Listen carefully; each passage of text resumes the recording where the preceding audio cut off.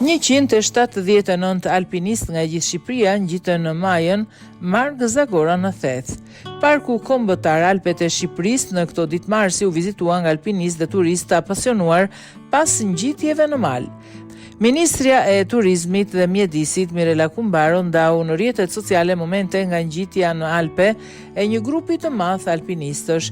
179 alpinistë nga gjithë Shqipëria eksploruan parkun kombëtar të Alpeve, një përvojë unike e turizmit malor mes peizazheve të mrekullueshme, nis me Federatës Shqiptare të Alpinizmit, të cilës së bashku me turistë të pasionuar pas natyrës, tha Kumbaro.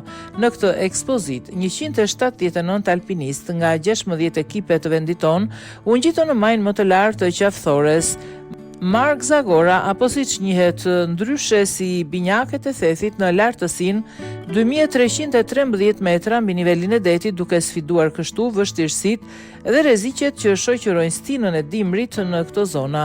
Ky aktivitet është një mundësi për të promovuar bukuritë dhe vlerat turistike të Alpeve.